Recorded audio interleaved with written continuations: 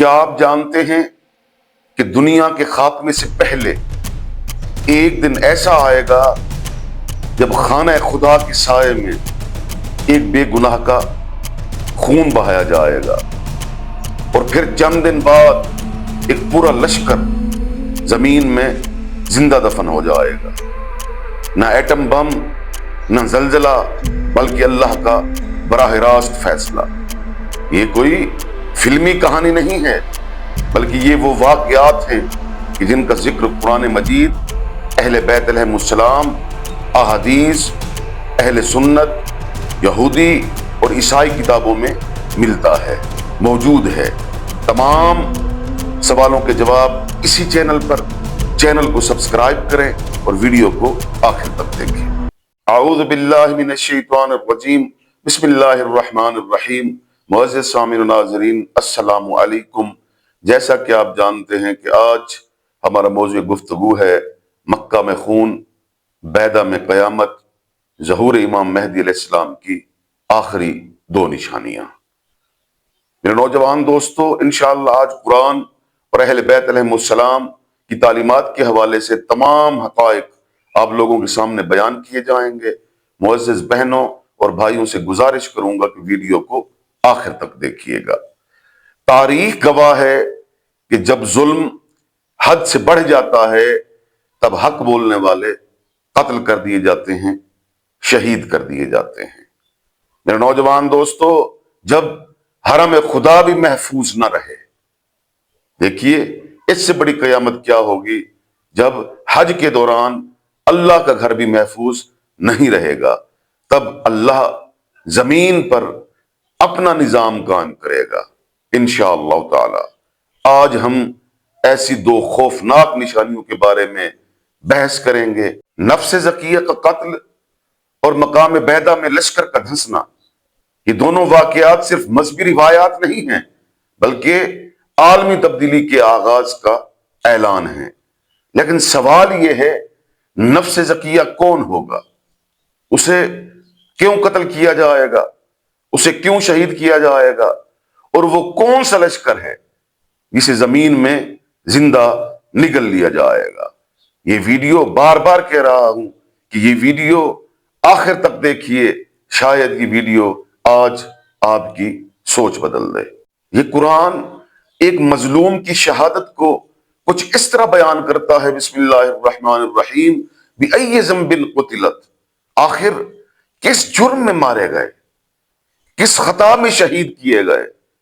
علماء دین تفاسیر میں لکھتے ہیں کہ جب زمین پر خون زکیہ بہایا جائے تب اللہ بہت جلد اس نظام کو اپنی لپیٹ میں لے لیتا ہے، اس ظالم نظام کو کہ جس ظالم نظام میں ایک ناحق کا خون بہایا جاتا ہے۔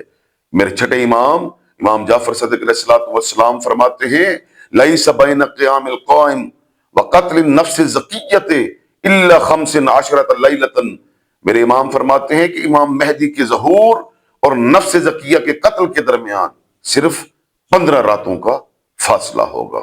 عزیز سامعین، شیعہ سنی دونوں روایات بیان کرتی ہیں کہ یقتل نفس زکیہ بین الرکن والمقام، کہ نفس زکیہ کو رکن اور مقام ابراہیم کے درمیان بے دردی کے ساتھ شہید کر دیا جائے گا۔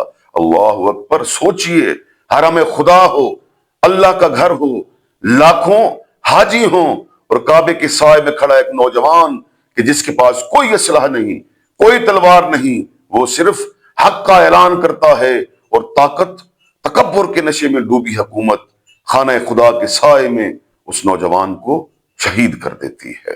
کون نفس زکیہ؟ جو رسول کی اولاد میں سے ہوگا، اہل بیت میں سے ہوگا، جو وقت کے امام مہدی علیہ السلام کے ظہور کا اعلان کرے گا۔ نام محمد ہوگا یا پھر حسن ابن حسن۔ میرے معزز سامعین، روایات کے مطابق وہ امام مہدی علیہ السلام کا سفیر ہوگا، وہ مکہ میں سے ہوگا، اور آ کر یہ اعلان کرے گا کہ امام مہدی علیہ السلام ظہور فرمانے والے ہیں۔ وہ تمام ملت اسلامیہ کو بیعت امام مہدی علیہ السلام کی طرف دعوت دے گا۔ میرے نوجوان دوستو، یہ وہی منظر ہوگا 1400 سال پہلے جس طرح سفیر حسین جناب مسلم بن عقیل کو کوفہ بھیجا گیا امام حسین علیہ السلام کی بیعت کے لیے، اور پھر اس سفیر حسین کے ساتھ کیا ہوا پوری دنیا جانتی ہے، اور یہی کچھ امام مہدی علیہ السلام کے سفیر کے ساتھ کیا جائے گا۔ صحیح مسلم میں واضح طور پر درج ہے اور یہی الفاظ لکھے ہیں کہ رسول اللہ صلی اللہ علیہ وآلہ وسلم نے فرمایا یغزو جیش الکعبۃ فاذا کان ببیداء من الارض یقصف باولہم وآخرہم۔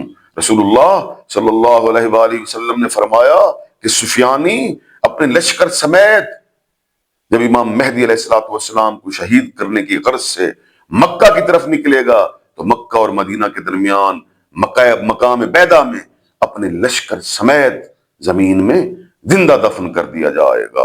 اللہ اکبر، اللہ اکبر۔ رسول اللہ صلی اللہ علیہ وآلہ وسلم فرماتے ہیں کہ زمین اس کے لشکر کو اس طرح نگل جائے گی جس طرح ایک پرندہ ایک دانے کو نگل جاتا ہے۔ اسی طرح امام محمد باقر علیہ السلام فرماتے ہیں من العلامات المحتوم قصف البیدہ۔ میرے امام فرماتے ہیں کہ ظہور کی حتمی نشانیوں میں سے بیدا کا دھنس جانا ہے۔ اللہ اکبر، اللہ اکبر۔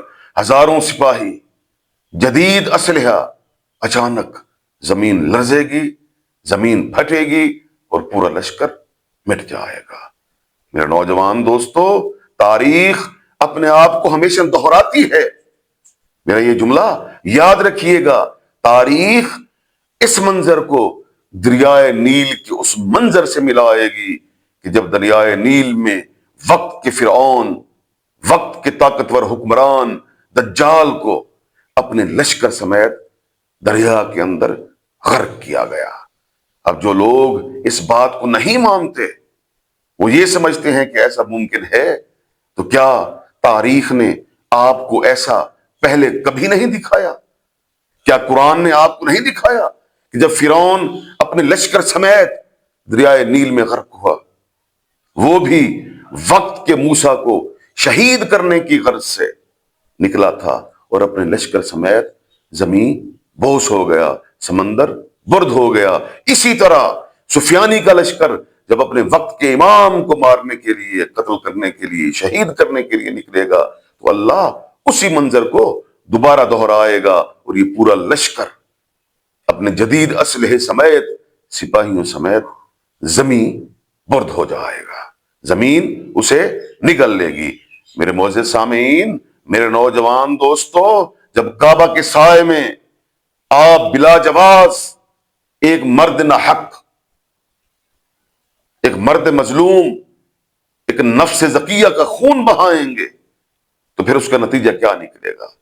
اس کا نتیجہ یہی نکلے گا کہ اللہ اس پوری دنیا کے نظام کو لپیٹ لے گا اور پھر اپنا نظام قائم کرے گا۔ میرے نوجوان دوستو، کیا یہ نشانیاں قریب آ چکی ہیں؟ یقیناً قریب آ چکی ہیں، یقیناً قریب آ چکی ہیں۔ میں یہ نہیں کہہ سکتا کہ ظہور کب ہوگا، کیونکہ کوئی بھی یہ وقت نہیں بتا سکتا، لیکن نشانیاں بتاتی ہیں کہ یہ نظام اب لپیٹ دیا جائے گا۔ یہ جو سامراجی نظام اس وقت قائم ہے، یہ جو سودی نظام اس وقت قائم ہے، یہ جو باطل نظام اس وقت قائم ہے، یہ جو دجالی نظام اس وقت پوری دنیا پر قائم ہے، میں آپ سے وعدہ کرتا ہوں کہ یہ نظام بہت جلد پروردگار عالم لپیٹ دے گا اور اس شخص کا، اس ہستی کا، اس نجات دہندہ کا آنا حتمی ہے کہ جب یہ دنیا ظلم و جور سے بھر چکی ہوگی تو وہ اس دنیا کو عدل سے بھر دے گا۔